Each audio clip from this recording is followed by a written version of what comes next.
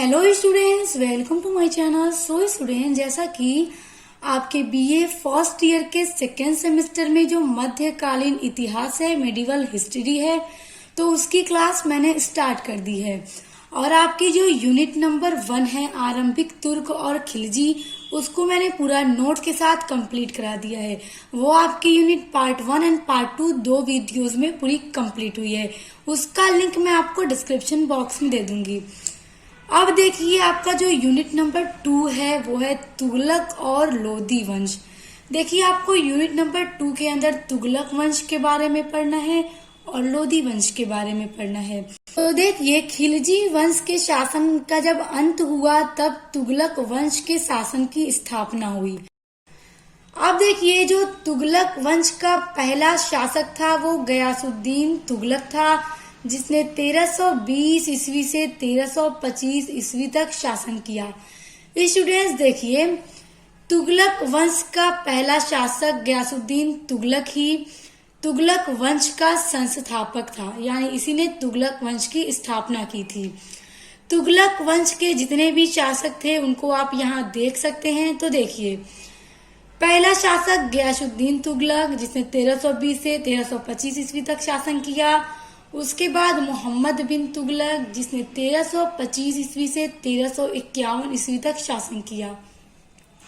उसके बाद तीसरा शासक था फिरोज शाह तुगलक, जिसने 1351 ईस्वी से 1388 ईस्वी तक शासन किया।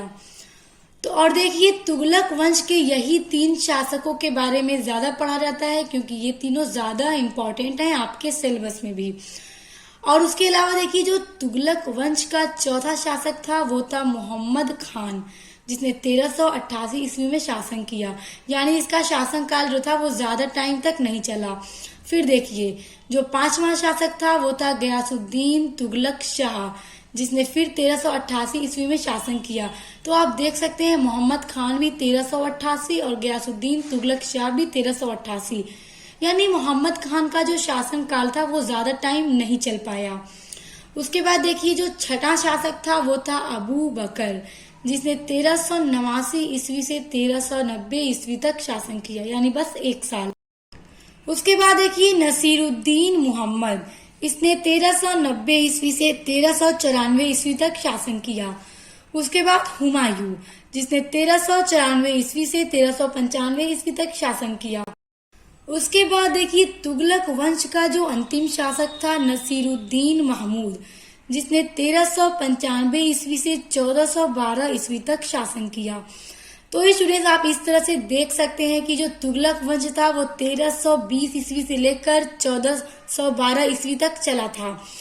और इसमें जो 3 शासक थे, गयासुद्दीन तुगलक, मोहम्मद बिन तुगलक और फिरोज शाह तुगलक, ये तीनों ज्यादा इम्पोर्टेंट हैं और इन्हीं के बारे में पढ़ा जाता है। और आज की वीडियो में हम इन तीनों के बारे में डिस्कस करेंगे। देखिए, जो इसके अंतिम शासक है नसीरुद्दीन महमूद, इनको आप जरूर याद रखिएगा, क्योंकि तुगलक वंश का अंतिम शासक कौन था ये प्रश्न जरूर उठता है। तो तुगलक वंश का अंतिम शासक नसीरुद्दीन महमूद था और पहला शासक गयासुद्दीन तुगलक था, तो इसके बारे में भी प्रश्न आता है। दूसरा शासक के बारे में भी आ जाता है, क्योंकि मोहम्मद बिन तुगलक भी बहुत इंपॉर्टेंट हैं, उनके बहुत सारी योजनाएं हैं जिनसे महत्वपूर्ण प्रश्न आपके एग्जाम में पूछे जा सकते हैं। और कंपटीशन एग्जाम की अगर आप तैयारी कर रहे हैं या कोई जीके का कंपटीशन है, तो उनमें भी मोहम्मद बिन तुगलक या गयासुद्दीन तुगलक या फिरोज शाह तुगलक के शासन से जुड़ी जितनी भी योजनाएं हैं उनसे प्रश्न आ जाते हैं। तो चलिए आज का वीडियो स्टार्ट करते हैं और तुगलक वंश के शासकों के बारे में पढ़ते हैं। तो देखिए, तुगलक वंश का पहला शासक गयासुद्दीन तुगलक, जो तुगलक वंश का संस्थापक था। अब देखिए, 1320 ईस्वी से 1325 ईस्वी तक इसने शासन किया, यानी 5 वर्षों तक इसने शासन किया।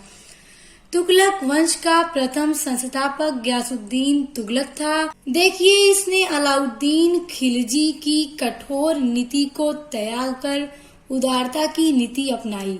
अलाउद्दीन खिलजी की जो कठोर नीतियां हैं स्टूडेंट्स, इससे पहले वाली वीडियो में मैं आपको पढ़ा चुकी हूँ, तो उसका लिंक डिस्क्रिप्शन बॉक्स में आपको मिल जाएगा। इसको पढ़ने के बाद उसको जरूर पढ़ लीजिएगा।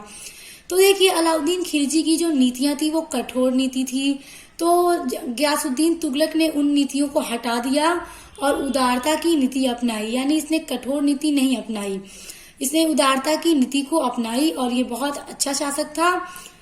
इन्होंने प्रजा के असंतोष को कम करने के लिए कर को कम कर दिया।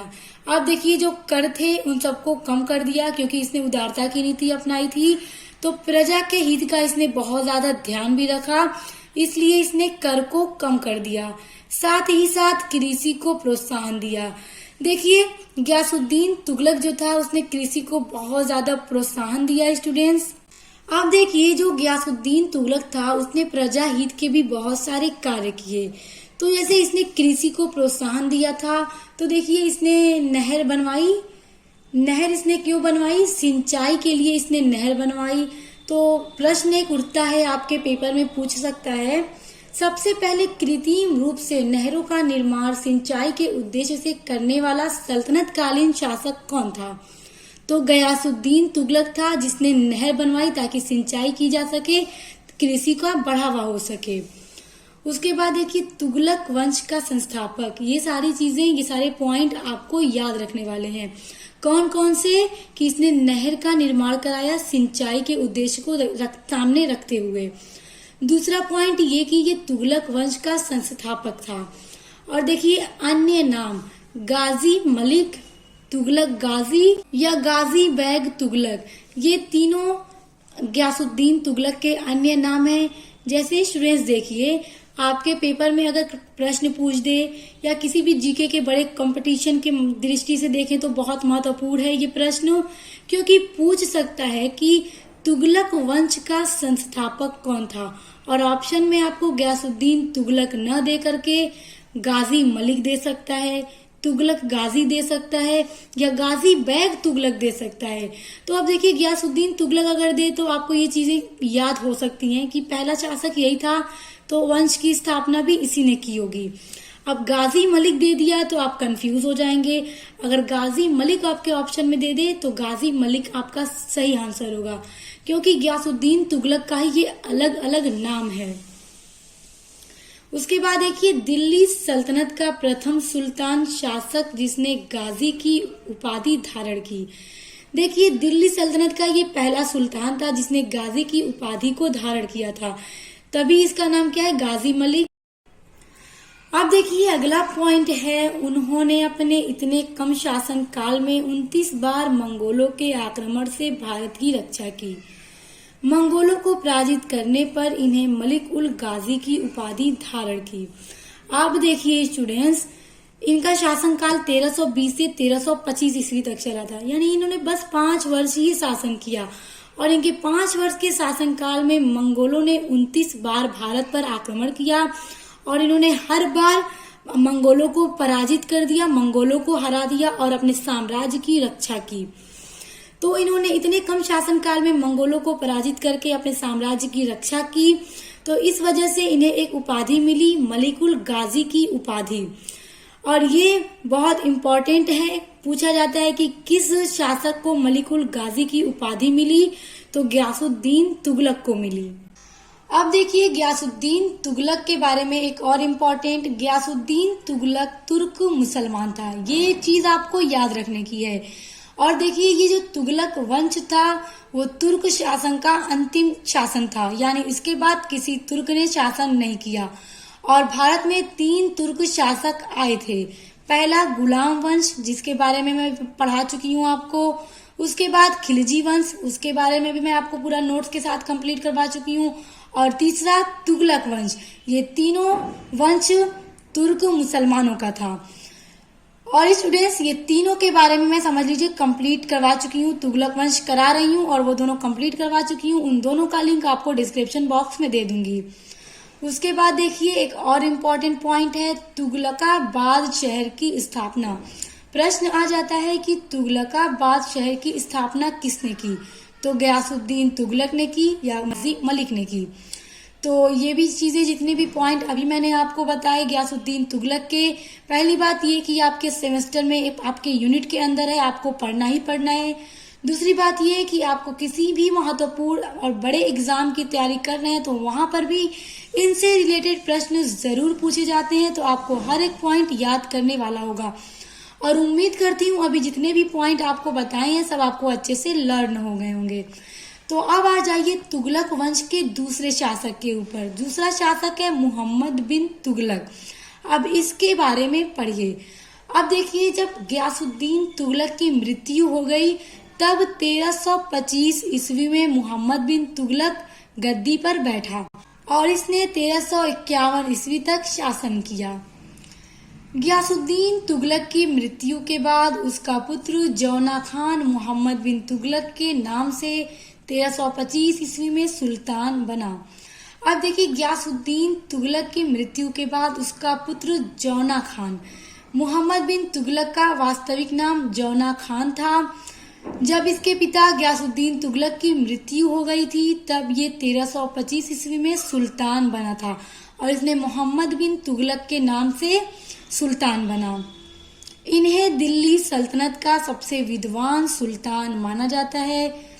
अब देखिए स्टूडेंट्स, इन्हें दिल्ली सल्तनत का सबसे विद्वान या बुद्धिमान सुल्तान माना जाता है क्योंकि अभी तक जितने भी शासक आए थे उनमें से सबसे ज्यादा पढ़ा लिखा शासक मोहम्मद बिन तुगलक था।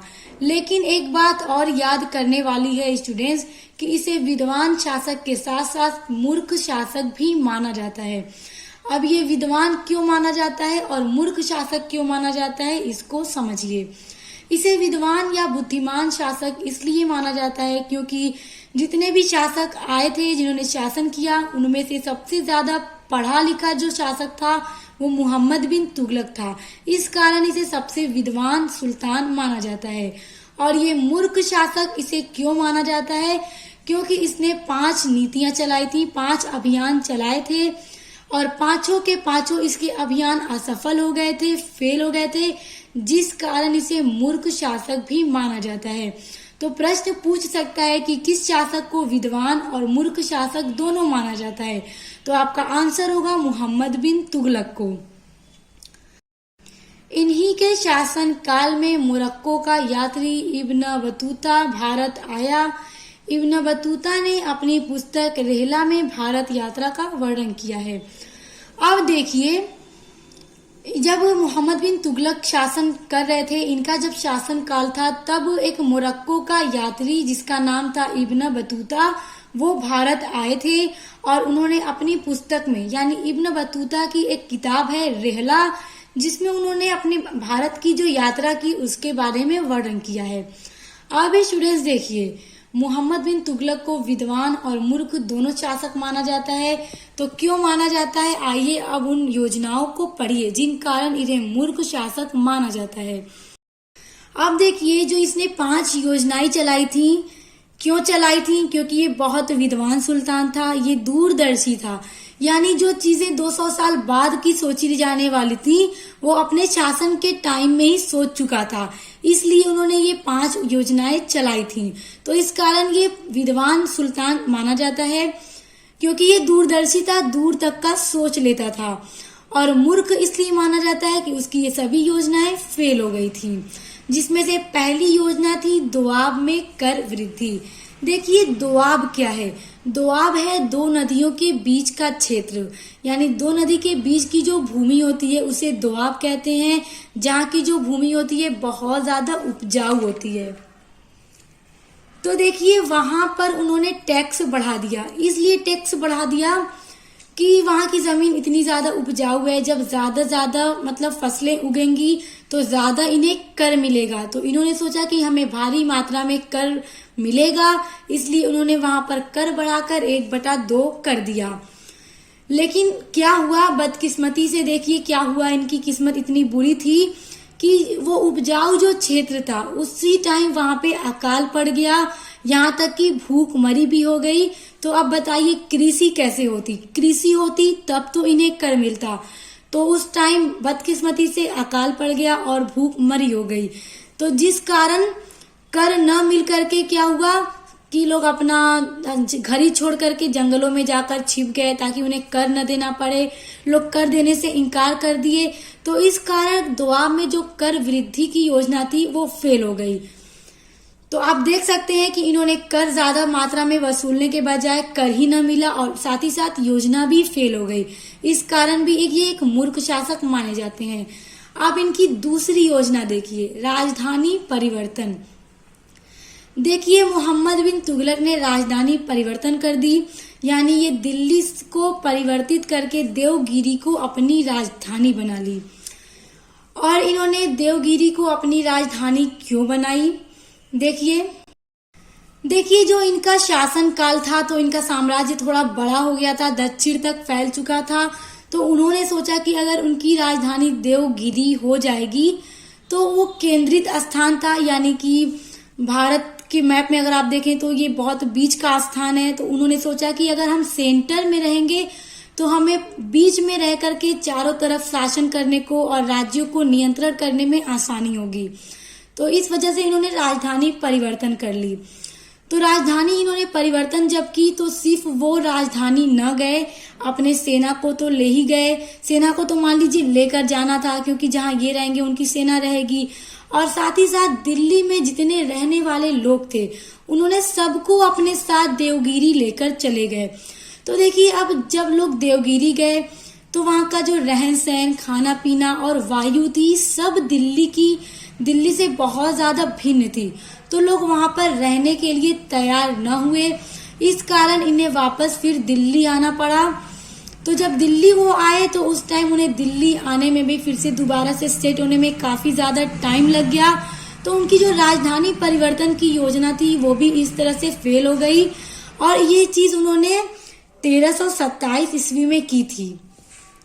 तो इस तरह आप लोग देख सकते हैं कि दोआब कर में वृद्धि भी फेल हो गया, राजधानी परिवर्तन भी फेल हो गया।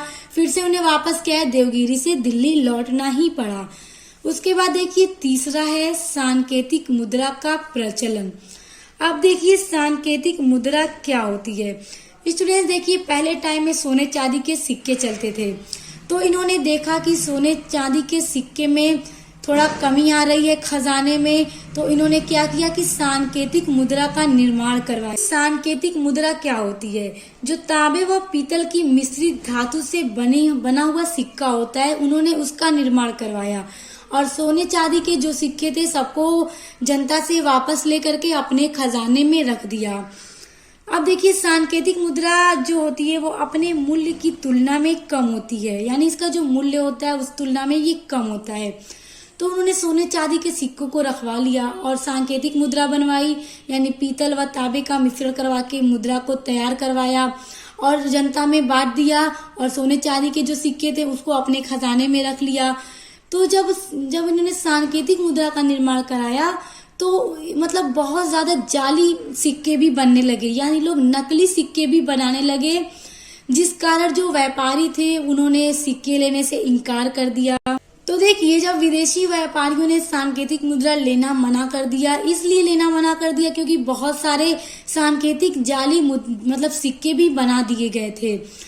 तो मतलब कि सुल्तान को क्या करना पड़ा कि जितने भी मतलब सांकेतिक मुद्रा उन्होंने बनवाए थे, निर्माण करवाया था, सबको वापस ले लिया। और इन्होंने जितने मुद्रा का निर्माण करवाया था उससे कई गुना ज्यादा सिक्के इन्हें वापस मिले। तो आप लोग देख सकते हैं कि जितना इन्होंने निर्माण करवाया उससे कई गुना ज्यादा मिले। तो कितने ज्यादा जाली मुद्रों का निर्माण कर दिया था लोगों ने। इसी कारण विदेशी व्यापारियों ने सिक्के लेने से मना कर दिया था। तो जब इन्होंने सांकेतिक मुद्रा फिर से बंद कर दी और उन्हें उसके बदले में जो उन्होंने राजकोष में अपना सोना चांदी के सिक्के रखे थे वापस से उन्हें वही सिक्के चलाने पड़े। तो इससे क्या हुआ कि धीरे धीरे इनके खजाने से भी जो ये सिक्के थे वो खत्म हो गए और सांकेतिक मुद्रा भी बंद करना पड़ा। तो इस तरह आप लोग देख सकते हैं कि जो सांकेतिक मुद्रा इन्होंने बनवाई उसको भी बंद करना पड़ा, फिर से वही सोने चांदी के सिक्के चलाने पड़े। तो इस तरह इनकी ये जो भी योजना थी ये भी फेल हो गई। आप देखिए, जो चौथी उनकी योजना थी, अभियान था खुरासान अभियान। देखिए, खुरासान मध्य एशिया में पड़ता है। तो देखिए, जब इन्होंने खुरासान अभियान चलवाया तो उस टाइम खुरासान में अशांति थी। इन्होंने सोचा, यानी मोहम्मद बिन तुगलक ने सोचा कि हर बार खुरासान के जो सैनिक हैं वो हमारे ऊपर आक्रमण करते हैं, इस बार हम खुद उनके ऊपर आक्रमण करेंगे। तो इसके लिए उन्होंने बहुत बड़ी सेना तैयार की। कम से कम 3,70,000 की सेना इन्होंने तैयार की खुरासान पर आक्रमण करने के लिए। और इन्होंने इतनी बड़ी सेना को 1 साल का एडवांस सैलरी भी दे दी। यानी 1 साल की एडवांस सैलरी इन्होंने अपने 3,70,000 की सेना को दी, इसलिए कि सभी लोग तैयार रहना, हमें खुरासान पर आक्रमण करना है। तो फिर देखिए क्या हुआ कि 1 साल के अंदर ही खुरासान में शांति फैल गई और वहां पर सब कुछ ठीक हो गया और वहां पे नया शासन भी स्थापित हो गया। तो इस कारण उन्हें अपने ये जो खुरासान अभियान की योजना बनाई थी, उन्हें इसको कैंसिल करना पड़ा। और आप देख सकते हैं कि उन्होंने वहां अभियान मतलब वहां पे आक्रमण करने से पहले 1 साल की पूरी सैलरी इतनी भारी मात्रा में जो सैनिक तैयार की थी सबको दे दिया था। तो जब सबको 1-1 साल का एडवांस सैलरी वेतन दे दिया था तो इनका खजाना भी खाली हो गया। तो आप लोग देख सकते हैं कि किस तरह से खजाना भी खाली हो गया, अभियान भी कैंसिल हो गया। तो इस तरह से उनका ये अभियान भी फेल हो गया। आप देखिए जो इनका 5वां अभियान है कराचील अभियान। देखिए कराचील अभियान क्या है, इन्होंने हिमाचल प्रदेश की कुमायूं की पहाड़ियों में अभियान चलाया। इस अभियान को देखिए कहा जाता है कि इस अभियान को चलाने के 2 उद्देश्य थे। पहला उद्देश्य तो ये था कि जो वहां की कुमायूं की पहाड़ियों की जो जनजातियां थी, वहां के लोगों द्वारा जो विद्रोह किया जा रहा था, तो वहां जाकर के उनके विद्रोह को दबाना था। और दूसरा उद्देश्य यह था कि चीन में मतलब प्रवेश करना था, यानी वहां पे पहुंच करके इन्हीं के माध्यम से चीन में प्रवेश करना था। तो देखिए पहले तो क्या हुआ कि इन्होंने जब कुमायूं की पहाड़ियों में इनके सेना ने जब हमला किया, आक्रमण किया, तो इनकी जो सेना थी वो विजय मतलब प्राप्त कर ली, वो जीत जाती हैं। लेकिन फिर क्या हुआ कि धीरे धीरे जब उन्होंने पहाड़ियों पे छुप छुप कर आक्रमण करना शुरू किया तो इनकी जो सेना थी वो हार गई और उन्हें वहां से वापस भागना पड़ा। तो इस कारण जो कराचील अभियान था वो भी फेल हो गया और उन्हें वहां से भागना पड़ा। तो इस तरह से आप लोग देख सकते हैं ये जो 5 इनके अभियान थे, दोआब कर में वृद्धि और राजधानी परिवर्तन, सांकेतिक मुद्रा का प्रचलन, खुरासान अभियान और कराचील अभियान, सब के सब फेल हो गए। देखिए स्टूडेंट्स, ये जो इनके योजनाएं थी, इनके जो अभियान थे, उन्होंने अपने पॉइंट ऑफ व्यू से देखा जाए तो उन्होंने सही किया था। उनको लगता था कि सारी चीजें मैं करूं तो उनके हिसाब से सही था, मतलब इनका ये करने का उद्देश्य तो गलत नहीं था, मगर फिर भी इनमें वो फेल हो गए। 5 की 5 अपनी योजनाओं में वो फेल हो गए। तो इस कारण इन्हें मतलब सल्तनत काल का मूर्ख शासक माना जाता है और साथ ही साथ विद्वान भी इसलिए माना जाता है कि ये सबसे ज्यादा पढ़े लिखे शासक भी थे और दूर तक का सोच रहे थे। और दूर तक का सोच कर ही उन्होंने ये 5 योजनाएं बनाई थी और 5 योजनाएं फेल हो गई। इस कारण इन्हें मूर्ख शासक भी कहा जाता है। अब स्टूडेंट्स देखिए, जो तुगलक वंश का तीसरा शासक था वो था फिरोज शाह तुगलक, जो 1351 ईस्वी में गद्दी पर बैठा और 1388 ईस्वी तक शासन किया। अब देखिए 1351 ईस्वी में मोहम्मद तुगलक की मृत्यु के बाद उसका चचेरा भाई फिरोज शाह तुगलक दिल्ली का सुल्तान बना। देखिए मोहम्मद बिन तुगलक जो तुगलक वंश के दूसरे शासक थे, उनका चचेरा भाई था फिरोज शाह तुगलक। उनकी मृत्यु के बाद ये दिल्ली का सुल्तान बना। अब देखिए कुछ चीजें हैं, जो कुछ पॉइंट हैं जो आपको याद करने वाली हैं। सल्तनत काल में पूरी तरह से इस्लामिक मान्यताओं पर आधारित सरकार या राज्य की स्थापना फिरोज शाह तुगलक ने की थी। अब देखिए स्टूडेंट्स, इस्लामिक मान्यताओं के आधार पर या आधारित सरकार या राज्य की स्थापना की, यानी कि फिरोज शाह तुगलक ने जो राजनीति के कार्य थे या जो भी शासन के कार्य थे उन सबको इस्लामिक मान्यताओं के आधार पर किया, यानी ये धर्म के आधार पर इन्होंने शासन किया। और इससे पहले वाली वीडियो में मैंने आपको क्या पढ़ाया था कि जो खिलजी वंश में अलाउद्दीन खिलजी थे, उन्होंने धर्म और राजनीति को अलग अलग रखा, यानी उन्होंने धर्म की मान्यताओं को राजनीति के कार्य में नहीं आने दिया। वो धर्म को अलग रखते थे और राजनीति को अलग, और वो हिंदू और मुस्लिम मतलब किसी को भी, किसी भी धर्म के लोगों को वो दो नजर नहीं देखते थे, सबको एक बराबर देखते थे। इसलिए उन्होंने धर्म को अलग और राजनीति को अलग समझा और उस हिसाब से उन्होंने अपना शासन किया। लेकिन फिरोज शाह तुगलक ने ऐसा नहीं किया। इन्होंने इस्लामिक मान्यताओं के आधार पर शासन किया, यानी इन्होंने धर्म के हिसाब से इन्होंने शासन किया। तो ये भी एक प्रश्न बन जाता है कि इस्लामिक मान्यताओं के आधार पर शासन करने वाला शासक कौन था? तो फिरोज शाह तुगलक था। अब देखिए, उसने हिंदुओं को जिम्मी कहा तथा ब्राह्मणों पर जजिया कर लगाया। अब देखिए, फिरोज शाह तुगलक ने हिंदुओं को जिम्मी कहा और जो ब्राह्मण होते थे उन पर उन्होंने जजिया कर लगाया। जो जजिया था, जजिया कर एक तरह का धार्मिक कर था जो ये गैर मुस्लिमों पर उन्होंने लगाया था। तो ये भी एक प्रश्न बनता है कि ब्राह्मणों पर जजिया कर लगाने वाला शासक कौन था? तो कौन था? फिरोज शाह तुगलक था। देखिए, फिर है इन्हें मध्यकालीन इतिहास में कल्याणकारी शासक कहा जाता है। तो देखिए, जो फिरोज शाह तुगलक थे इनको मध्यकालीन इतिहास का कल्याणकारी शासक भी कहा जाता है। और प्रश्न भी बन जाता है आपका कि किस शासक को कल्याणकारी शासक कहा जाता है? तो फिरोज शाह तुगलक को कहा जाता है, क्योंकि इन्होंने जनता के कल्याण के लिए बहुत सारे कार्य किए थे। अब देखिए, इसने 24 कर समाप्त कर 4 प्रमुख कर दिए और यही कर वसूले जाएंगे। देखिए, जब फिरोज शाह तुगलक शासक बना तो इसने अपने शासन काल में 24 तरह के जो कर होते थे उन सभी करों को समाप्त कर दिया और बस 4 तरह के कर इन्होंने लगाए। अब 4 प्रमुख कर कौन कौन से थे, अब उनको समझिए। देखिए, जो पहला कर था वो था खम्स। खम्स क्या था कि युद्ध में लूटा हुआ माल, यानी जब कोई भी सेना युद्ध करके जीत करके माल को लूट करके लेकर आती थी, यानी युद्ध में जो लूटा हुआ माल होता था तो उस माल में से जो 1/5 भाग होता था वो मतलब राजा को दे दिया जाता था। मतलब जो शासन होता था उसको दे दिया जाता था 1/5 भाग। युद्ध में लूटा हुआ माल का 1/5 भाग राजा को दे दिया जाता था और वही खम्स कहलाता था। तो देखिए, इन्होंने खम्स लगाया कि मतलब जो भी युद्ध करके लौटेंगे, जो भी माल लूट करके लाएंगे, उनका 1/5 मतलब शासक को दे देंगे। तो वही जो था, वही 1/5 भाग जो रहता था वो खम्स कहलाता था। उसके बाद देखिए, दूसरा खराज, यानी इन्होंने लगाम कर लगाए। अर्थात जो कृषि उपजाने वाले किसान थे उनमें से कृषि की जो लगान थी, जो 1/3 से लेकर 1/5 तक था, ये दिया जाता था। इसी को कहा जाता था खराज। यानी जब कृषि करने के बाद जो उसमें से कर दिया जाता था उसे लगाम या खराज कहा जाता था। तो उन्होंने खम्स और खराज जैसे कर लगाए। उसके बाद देखिए, तीसरा था जजिया कर, और ये एक प्रकार का धार्मिक कर था जो इन्होंने गैर मुस्लिमों पर लगाया था।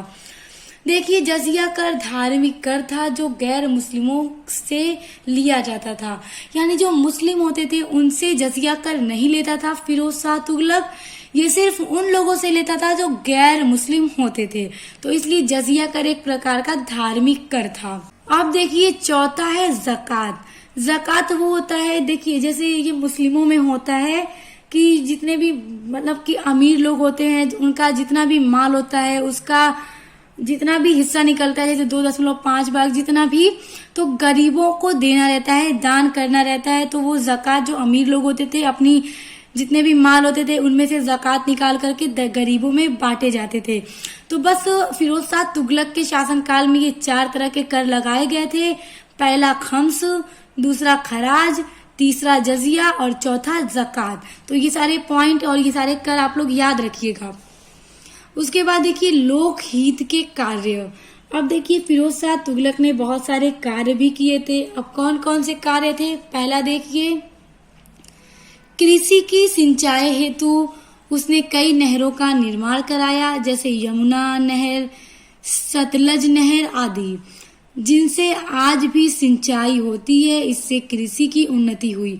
देखिए, इन्होंने जनता के लिए भी बहुत सारे कार्य किए। इन्होंने सिंचाई करने के लिए नहरों का निर्माण भी कराया, जैसे यमुना नहर का, सतलज नहर का, और इन नहरों से आज भी सिंचाई की जाती है। इससे क्या हुआ कि कृषि में बहुत ज्यादा उन्नति हुई। उसके बाद देखिए सुल्तान ने जौनपुर, फिरोजपुर तथा फिरोजाबाद आदि नए नगरों की स्थापना की। देखिए फिरोज शाह तुगलक ने जौनपुर जैसे नगर, फिरोजपुर या फिरोजाबाद जैसे नगरों की स्थापना भी की।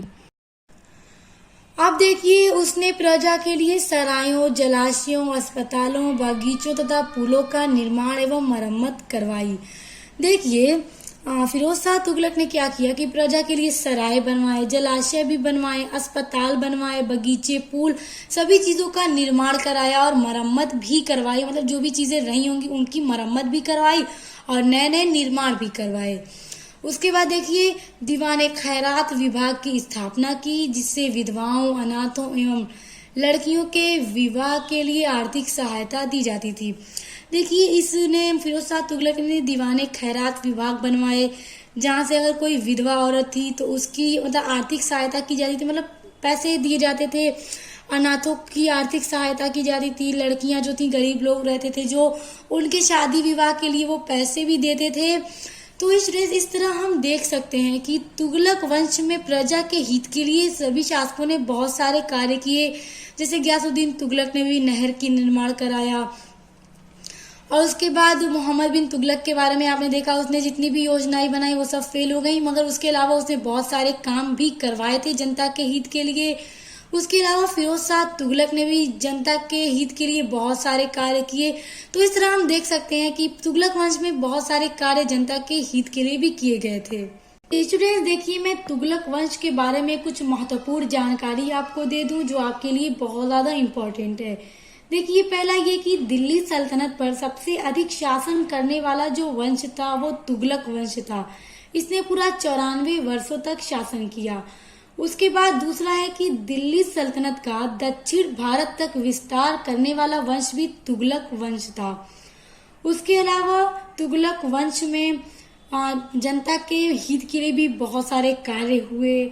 उसके अलावा कि मंगोलों से विजय प्राप्त करने वाला वंश तुगलक वंश था, और इन्हीं के शासनकाल में सबसे ज्यादा आक्रमण मंगोल भारत पर कर रहे थे और इन्होंने हमेशा मंगोलों पर विजय प्राप्त की। तो ये सारी बहुत महत्वपूर्ण जानकारी है तुगलक वंश के बारे में जो आपको याद रखनी होगी, क्योंकि हर एग्जाम की दृष्टि से देखा जाए तो ये सभी मतलब कि क्वेश्चंस आपके लिए बहुत ज्यादा इम्पोर्टेंट हैं।